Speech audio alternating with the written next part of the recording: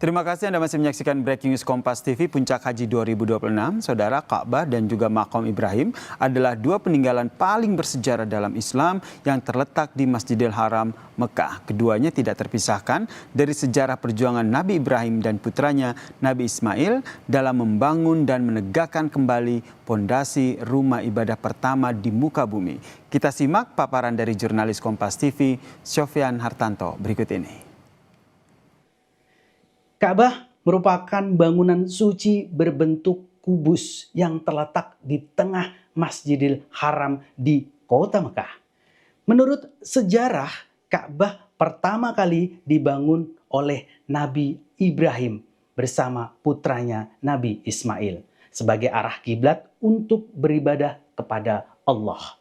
Berdasarkan sejumlah literatur, fondasi Ka'bah ini telah ada sejak masa sebelum itu, bahkan sejak zaman Nabi Adam. Jika kita lihat secara fisik, Ka'bah hanyalah bangunan yang diselimuti kain hitam berbentuk kubus yang sederhana. Namun nilai yang terkandung di dalamnya sangat luar biasa. Karena menjadi pusat ibadah di Masjidil Haram dan simbol tauhid atau keesaan terhadap Allah Subhanahu wa ta'ala. Salah satu bagian terpenting dari Ka'bah ini adalah Hajar Aswad. Batu suci ini terletak di salah satu sudut bangunan Ka'bah, tepatnya di sudut tenggara. Batu dari surga ini awalnya berwarna putih bersih. Namun warna batu ini lama-lama berubah menjadi hitam akibat dosa-dosa manusia yang menyentuhnya. Ini sebagaimana disebut dalam sejumlah riwayat sahabat Nabi. Tempat ini bisa menampung hingga jutaan orang secara bersamaan. Kapasitas tempat ini terus meningkat seiring perluasan yang dilakukan oleh pemerintah Arab Saudi. Di saat musim haji seperti sekarang ini, kawasan Masjidil Haram sangat ramai oleh jemaah yang akan melakukan ibadah. Di antaranya adalah melakukan tawaf. Ibadah tawaf dengan mengelilingi Ka'bah sebanyak 7 kali ini merupakan salah satu syarat wajib dalam melakukan ibadah haji. Ibrahim, mungkin ada yang menyebutnya sebagai makam Nabi Ibrahim alaihissalam. Namun, ini bukan makam, melainkan makom. Kata makom dalam bahasa Arab bermakna tempat pijakan atau tempat berdiri. Secara fisik, makom Ibrahim berupa batu berwarna kecoklatan dengan bekas telapak kaki Nabi Ibrahim. Batu ini kini dilindungi kaca berbentuk kubus kecil dengan rangka logam berwarna keemasan.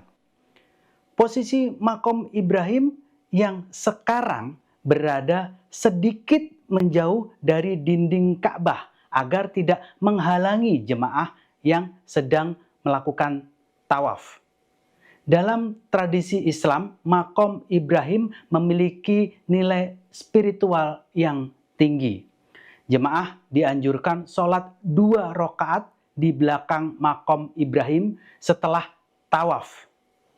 Perintah sholat di makom Ibrahim ini sesuai surah Al-Baqarah ayat 125 yang berbunyi, "Dan jadikanlah sebagian makom Ibrahim tempat sholat." Atas dasar perintah ini, setiap orang yang telah menyelesaikan putaran tawafnya yang ketujuh bisa melakukan sholat sunnah 2 rakaat di belakang atau di sekitar makom Ibrahim dan selanjutnya berdoa.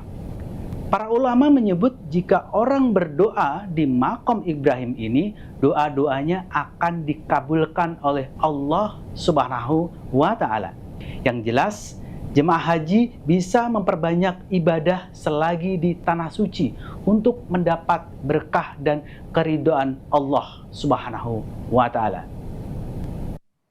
Nah, itu tadi bagaimana melihat jurnalis Kompas TV, Sofyan Hartanto menjelaskan soal Ka'bah dan juga Maqam Ibrahim.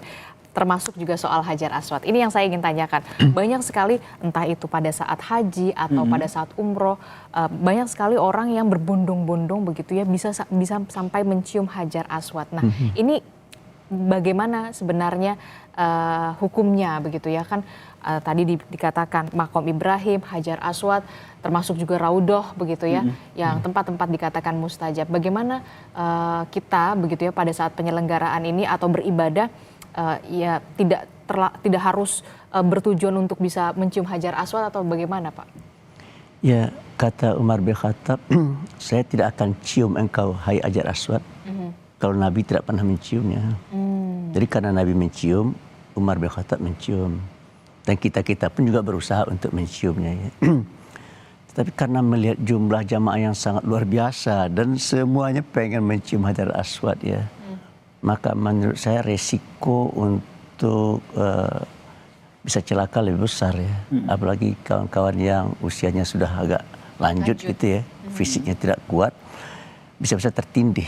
Karena orang di situ saya lihat tidak peduli itu ya. Betul itu. Ya kadang-kadang mereka sikut saya kiri kanan gitu dan ya bisa terpelanting kita ya. Oleh karena itu saya terus terang saja ya, wala tulku biaidikum ila tahlukah, jangan buat diri kita jatuh ke lembah kebinasaan gara-gara kayak gitu. Itu kan ada masyakoh, ada kesulitan yang kita hadapin ketika mencium itu. Kalau seandainya kosong, saya rasa tidak masalah ya. Jadi kalau tengah-tengah malam, ada waktu-waktu waktu-waktu senggang, untuk kosong Masjidil Haramnya mungkin tidak mungkin.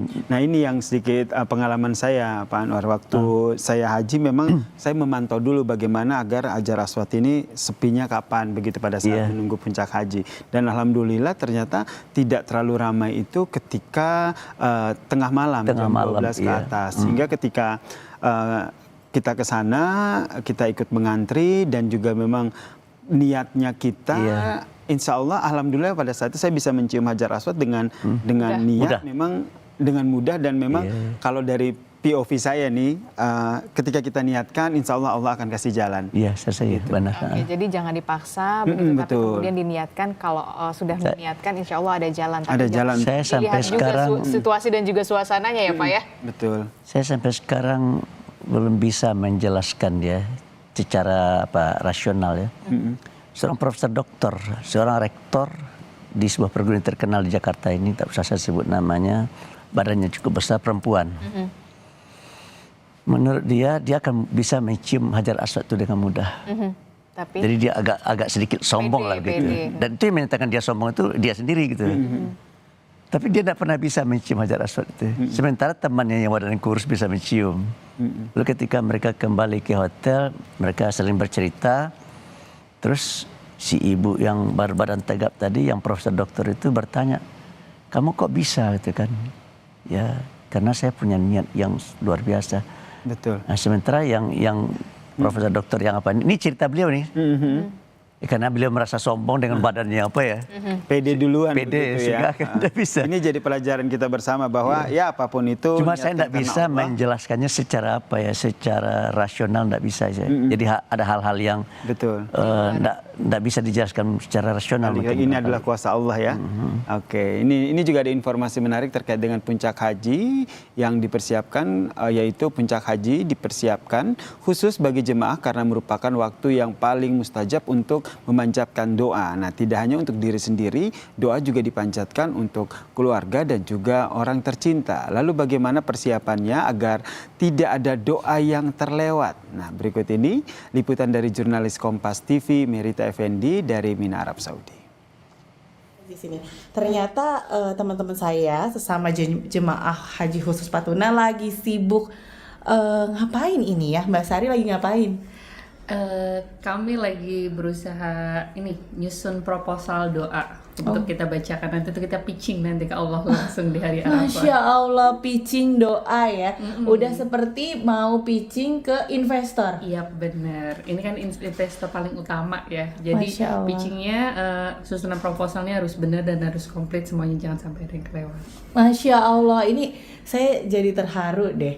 Saya sekarang mau tanya dulu ke suaminya Mbak Sari sebagai yang pemrakarsa, ini yang membuat ini. Tadi saya tertarik banget. Ini saya lihat Pak Untung sama Ibu Sari lagi ngapain, Pak? lagi bikin proposal doa. Aha, seperti apa tuh konteksnya?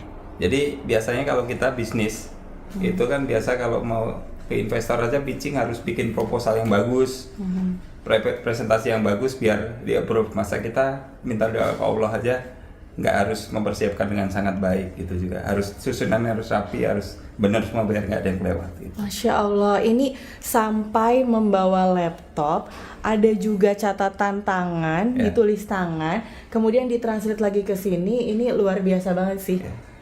Ya jadi laptop untuk nulis tangan, terus kita prompt ke AI biar agak susunannya lebih tertata. Setelah itu dicatat di kertas biar keinget semua. Jadi nanti yang dibawa kertasnya. Masya Allah, supaya wukuf di Arafah yang menjadi hal yang paling ditunggu-tunggu setiap manusia ini bisa dimanfaatkan dengan sebaik-baiknya ya Pak. Betul. Karena waktunya memang tidak lama. Tidak lama. Maksimal ya 6 jam lah ya. 6 jam, tapi gimana 6 jam itu bisa kita manfaatkan semaksimal mungkin untuk mencurahkan semua doa-doa kita. Masya Allah, bismillahirrahmanirrahim. Soalnya sudah disiapkan begitu ya Pak. Betul. Ya, sudah disiapkan dengan baik. Insya Allah ini bisa dimaksimalkan dengan baik. Begitu ya Pak. Terima kasih Pak Untung Busari. Silahkan dilanjutkan. Terima kasih sudah diganggu. Ya pemirsa Kompas TV, ini luar biasa. Artinya memang betul yang namanya wukuf di Arafah ini adalah menjadi puncak dari pelaksanaan ibadah haji. Doa-doa terbaik silahkan ajukan begitu ya, diajukan kepada Allah, dipanjatkan kepada Allah, karena di hari Arafah itu Allah membuka seluas-luasnya permohonan doa dari kita yang berada di Arafah. Merita Effendi, Kompas TV Mekah, Arab Saudi. Ya itu tadi bagaimana sudah ada list doanya begitu, walaupun kalau kata Yasir pengalaman Yasir ketika di wukuf begitu ya, wukuf di Arafah, rasa-rasanya kok ya ada sedikit ngeblank pasti kan. Betul. Ketika doa itu jadi cuma yang ada di dalam pikiran adalah mohon ampunan saja begitu. Iya. Tapi ya itu, ke waktu itu juga sempat bikin list-list doa gitu, Pak. Jadi membuat list-list doa, terus itu kira-kira apa saja yang didoakan. Tapi balik lagi ya, pengalaman spiritual orang berbeda-beda. Tapi yang aku rasakan, jadi ketika kita pulang wukuf banyak yang bertanya, apa doa yang kamu ingin sampaikan? Apa doa yang kamu ingin sampaikan? Di saat itu aku juga bingung menjawabnya, karena waktu yang disediakan justru saya lebih kepada kayak berharap bahwa Allah maafkan saya atas dosa-dosa yang saya lakukan selama ini. Terima kasih sudah mengundang saya, dan saya rasa itu sudah lebih dari cukup dengan menurut saya dengan dosa-dosa yang saya lakukan, kemudian Allah mengundang saya untuk wukuf di Arafah, itu sudah lebih dari cukup untuk merasa sedikit malu untuk berdoa lebih begitu. Itu yang saya rasakan. Ini juga ketika berbicara seperti ini jadi terharu lagi begitu, karena berbicara soal pengalaman wukuf di Arafah ataupun pengalaman ibadah haji, semoga insya Allah Adisti juga akan ke sana. Amin, insya Allah mudah-mudahan. Menurut saya semua orang punya pengalaman spiritual yang berbeda-beda, dan itu yang akan membuat kita lebih memaknai haji tidak hanya sebagai sebuah ritual, tapi bagaimana memaknai secara spiritual ya, dan Pak? juga ingin kembali lagi, ingin kembali. Iya, betul sekali. Itu yang ada kerinduan kita terhadap Baitullah ya. Tapi ada nggak sih Pak Anwar yang doa yang diutamakan begitu ya, selain memohon ampunan, biasanya doa-doa apalagi yang kemudian diutamakan? Yang sering dibaca Nabi kalau di wukuf itu adalah la ilaha illallah wahdahu la syarika lahul mulku wal hamdu yuhyi wa huwa ala kulli syai'in qadir. Itu yang tapi itu bukan doa, saya itu pernyataan ya. Yang kita bicarakan tadi kan doa ya. Kalau kita berdoa itu kan memohon sesuatu kepada Tuhan. Ya sampaikanlah apa yang kita inginkan, apa yang kita butuhkan. Tapi banyak jamaah ini yang sibuk menghafal doa. Ya, padahal sementara dia tidak paham apa arti doanya kan gitu ya. Kalau Pak Yasir kan gampang, ampuni dosa saya Allah, ampuni dosa saya Allah, ampuni dosa saya. Karena itu ya, itu yang lebih utama kan begitu ya. Ya karena itu yang dirasakan, yang sangat dibutuhkan gitu. Daripada membaca doa yang tidak paham artinya. betul. Sehingga nanti barangkali ini orang baca doa, minta ini minta itu, tapi dia tidak paham bahwa dia sedang minta ini minta itu kan gitu. Jadi menurut saya ya kita jangan terlalu oleh doa-doa yang mungkin lebih baik kita ingin apa. Ya, lalu apa yang kita inginkan itulah yang kita sampaikan kepada Tuhan. Mas Yasir ingin dosanya diampunin. Saya rasa kalau saya juga itu aja. So, kalau dosa kita habis, pupus ya, mati masuk surga langsung. Amin, amin. Itu jadi harapan bersama ya. Itu kan nanti ditimbang oleh Allah pahala dan dosa. Kan dosanya habis. Itu kan tinggal pahalanya. Kalau tinggal pahala kan pasti masuk surga itu kan gitu kan. Saya rasa begitu. Jadi bagus tuh. Kita pilih saja doa-doa yang kita butuhkan, itulah yang kita lantunkan, itu yang kita panjatkan. Terakhir Pak, apa yang kemudian bisa dipesankan kepada jemaah haji yang saat ini tengah melakukan wukuf di Arafah, termasuk juga soal pelaksanaan ibadah haji 2026 ini? Kalau menurut saya ini kan baru mulai nih ya. Iya. Mungkin sudah mulai ya? Sudah mulai. Sudah mulai, baru mulai gitu ya. Ini kan panjang ini. Ini tanggal 10 ya. Sekarang tanggal 9 ya. 9, 10, 11, 12, 13. 5 hari ini. Dan ini membutuhkan tenaga yang prima ini sebenarnya. Habis ini mereka jalan ke mobil, mungkin habis maghrib mereka jalan ke mobil lalu naik. Dan kalau seandainya mereka mabit di Muzdalifah, kalau mabit mungkin mereka turun ya. Kemudian nanti di Mina, yang berat itu di Mina itu, melempar jamarat itu yang berat itu. Kita begitu kita masuk sampai di Mina, kita masuk ke tenda kita.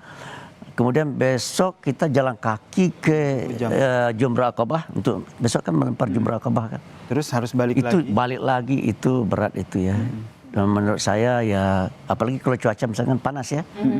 Itu memang berat sekali medannya itu ya. Dan kalau seandainya kita mau tahallul ya silakan setelah selesai melempar jumrah ya, Jumrah Aqabah. Tapi kebanyakan kawan-kawan itu langsung ke tawaf ibadah. Biasanya begitu selesai melempar Jumrah Aqabah, mereka langsung ke Masjidil Haram untuk melakukan tawaf ibadah. Untuk menyelesaikan rukun haji. Iya, kemudian mereka sa'i baru mereka tahallul. Saya lihat seperti itu yang banyak ya. Baru kembali menyelesaikan. Baru kembali ya, dan mereka sudah bisa berpakaian seperti pakaian biasa. Oke, penyelenggaraan ibadah haji ini adalah tidak hanya spiritual journey, tapi juga perjalanan ibadah fisik begitu ya, karena dibutuhkan fisik yang sehat begitu ya, mental juga yang prima dari Arafah, Muzdalifah, Mina, kemudian kembali lagi ke Masjidil Haram. Mungkin anjuran kita supaya mereka banyak minum air putih. Betul. Ya. Banyak-banyak minum air putih supaya tidak dehidrasi. Banyak minum air putih, terus hal-hal sepele seperti membawa semprotan muka, kemudian membawa payung, hal-hal kecil seperti itu jangan sampai disepelekan karena dikhawatirkan justru hal-hal kecil tersebut yang akhirnya mengganggu kekhusyuan dalam melaksanakan ibadah ini. Terima kasih Wakil Ketua MUI Pak Anwar Sama-sama. Abuya telah berbagi informasi, perspektifnya dan juga tausiahnya kepada kami dan juga pemirsa Kompas TV, dan tentu saja harapan kita bersama ya. Awal rangkaian puncak haji yang insya Allah sudah berlangsung saat ini oleh jemaah haji Indonesia bisa berjalan dengan lancar dan juga. Dan kita doakan Mbak Desti naik haji. Amin. Insya Allah mudah-mudahan. Amin. Jadi Amin. selanjutnya. Amin. Dan di waktu yang tepat. Baik. Terima kasih Pak Anwar telah bergabung bersama kami. Nah, itu tadi bagaimana breaking news Kompas TV pelaksanaan puncak ibadah haji 2026. Tapi saudara, menjelang perayaan Idul Adha, Masjid Istiqlal sudah melakukan berbagai persiapan untuk memastikan penyelenggaraan sholat Idul Adha dan pemotongan hewan kurban di masjid berjalan dengan lancar. Dan berikut liputan jurnalis Kompas TV Fedriska Ananda dan juga juru kamera Yogi Syarefi dari Masjid Istiqlal Jakarta.